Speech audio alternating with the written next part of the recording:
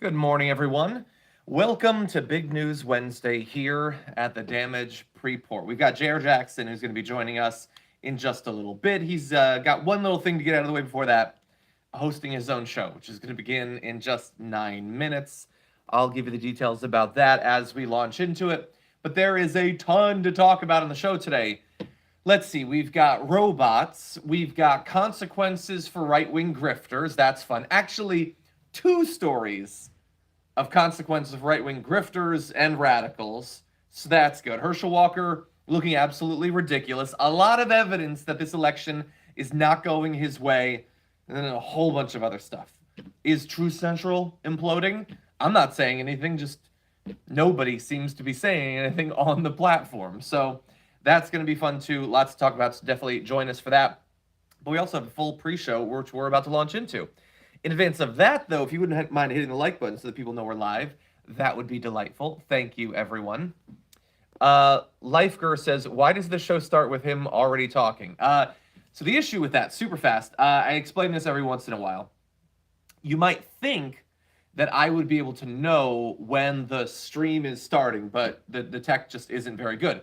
When I press start the stream and everything's there, the window's up, the comments are going, it has not actually begun the recording period of what will be up later. And it's impossible for me to know exactly when that point is going to be. It could be a second after I press the button. It could be 10 seconds after I press the button. And so I have to weigh somebody starting the stream and I'm mid-sentence, or someone starting the stream and I'm just staring blankly at the camera. It sucks, but that's what it is. Anyway, we've got news we're going to be talking about, including Kari Lake, who appears to be getting increasingly desperate, literally calling for people to break the law to save her political ambitions. But first, good news, bad news on the numbers. Which do you want first? You want the good news? You want the bad news? I'm going to give you the bad news.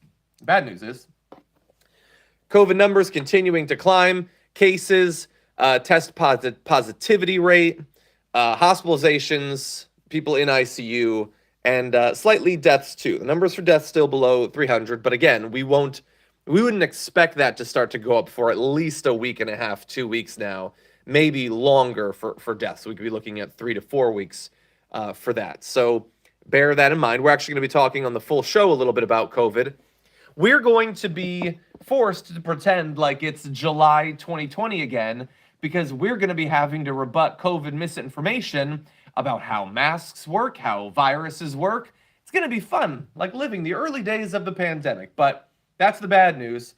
The good news is, I know you don't like this, but hey, gas prices down nearly 3 cents from yesterday when they'd been down several cents from the day before. 11 cents from a week ago, 27 cents from a month ago. It's at $3.49 on average nationally. $3.39 was where it was at a year ago. I mean, we were like a buck above this not too many months ago. So that is legitimately good information. Now, obviously, we'd prefer if everyone stopped driving nearly as much, or if they were going to drive, that they weren't using gasoline in the first place. But we also know that people are under a lot of economic pressure right now, a lot of stress and strain coming out of the pandemic. And so if this can relieve a little bit of the pain of having to be forced to drive to work, well, then that's a good thing. That's a good thing. We'll see. Gas at $2.50. I wouldn't bet on it anytime soon. But your gas is $2.66. Hold on. So remember this number. $3.49 is national. California is $4.94. So we still pay $1.54 more. That's a lot more, unfortunately. And if you're in some parts of LA, it can be even worse. But with that said, let's talk about the news. The most important news of this time of the year, you already know what it is. It is the Spotify Wrapped, okay? And this was put on my radar by the fact that Jessica Burbank posted that she had listened to like 48,000 minutes of music. Well, let's see. Apparently, Harry Styles, most streamed song globally, I guess. I don't know what that song is. Drake, most streamed artist. Taylor Swift, second most streamed global artist. Wait, so if Drake was the most streamed artist, would he shut down Ticketmaster even worse? Or is Taylor Swift less listened to stream-wise, but people like her concerts more? Anyway, the most streamed throwback song was Running Up That Hill. Not surprising, perhaps. But anyway, I like the idea, Dr. Jekyll, for a 30-second countdown screen, except we're just on my phone. I can't play videos like that, unfortunately. Maybe if I had a little animation up. That's not a bad idea. I kind of like that. I'll think about it. Anyway, my Spotify Wrapped was about 400 minutes, and a lot of it was sea shanties, actually. I don't listen to a lot of music, and when I listen to music, it isn't really on Spotify. I listen to podcasts, mostly. I listen to streams on YouTube. Yeah. Bad Bunny, very popular, definitely in that. Okay. Okay, everybody, let's see what other news is out there. A man apparently scaled the Ritz-Carlton in downtown LA. It's a 54-story building, so that is a lot of work. And what did he do all that work for? Well, he's an anti-abortion protester. All that effort could go towards fighting climate change or something. I don't know. Plastics in our oceans. No, it's for abortion. By the way, Indiana, in a related bit of news, is reinstating a law that requires that fetal remains from abortions be buried or cremated. And they said when they did this, well, some of them, well, the Indiana doctor who attacked the doctor who allowed the 10-year-old rape victim to get an abortion, called it a win for basic decency. And let's pause there for just a little second. Basic decency. To take someone who just went through having an abortion, to force them to go through the experience and the cost of a burial or cremation of the remains of an abortion that they might have chosen to have, that could be the product of rape or incest, that maybe they didn't want to have, but they had to have. In every one of those instances, it is a horrendous, needless thing to do. It is just pointless cruelty. That's all it is on its face. It is not going to convince anyone. What this is designed for is you pass a law like this so people who hate abortion and hate people who have abortions can feel good that something cruel is being done to those people. That's all this is.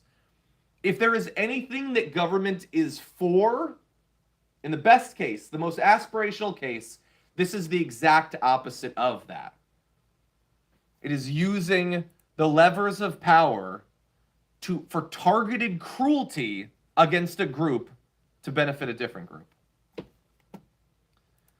Just horrendous. Okay, we're going to play a bit of Kari Lake.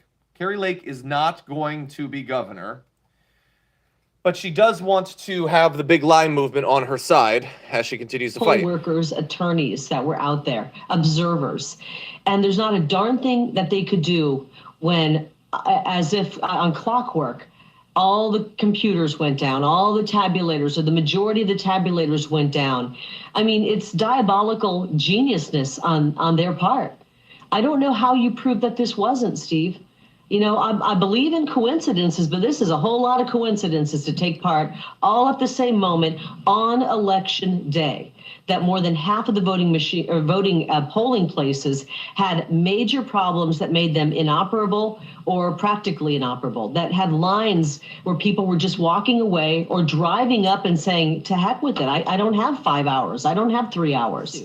This is a time, Steve, for Americans, for Arizonans to stand up. I saw what happened in Mojave County with Mr. Gould on the Board of Supervisors. He said, "I'm doing this. I'm certifying this under duress. They're telling me if I don't, I'll be locked up. They're telling me I'll be arrested. They're telling me it's a Class 6 felony. And I'm doing this under duress." Well, first of all, I'm not sure anything done under duress will stand up in a court of law. But I wish that somebody would say, you know what? Arrest me then. I don't care. We need people with courage to say, class what felony? Go ahead, go for it. Arrest me, because this is a botched election and you're disenfranchising the folks in Mojave County when you allow this kind of an election in Maricopa County to stand. Okay. You'll notice, of course, that she's not talking about her breaking the law or her putting her life and her freedom on the line. This is always the way these con artists work. Same for Trump.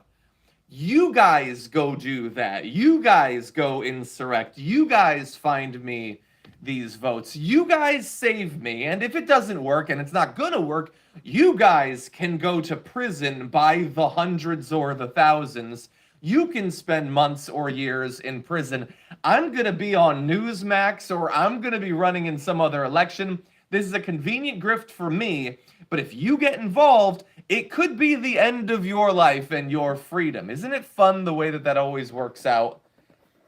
No responsibility for being a terrible candidate.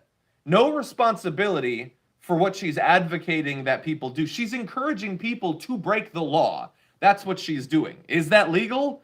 I'm not a lawyer. I have no idea. I leave it to other people to look into that. But I know that Kari Lake knows she lost. She doesn't care what happens to her supporters. What she needs coming out of this is the idea that something was stolen from her. Okay? That is like the main currency for the grift. That you're being canceled, you're being silenced, you're being erased, you're being robbed. Now everyone come around and tell me how much of a victim I am. And you can feel like a victim too as part of my movement. That's what this is. Now I have a lot more to say about that. Unfortunately, there is no time, but fortunately, the watch list is live. J.R. Jackson is live as we speak. You can head over to twitch.tv/TYT, youtube.com/watchlistTYT. He's already talking about the World Cup right now.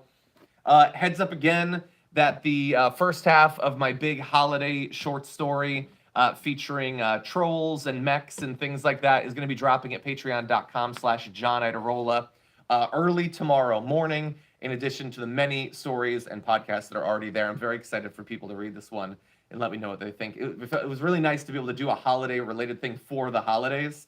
So anyway, that's going to be coming up soon. Jared's going to be joining me on the Damage Report. We're going to be getting into it on a lot of fun news. So hope to see you there. Hit the like button on the way out if you haven't already, and I'll see you soon.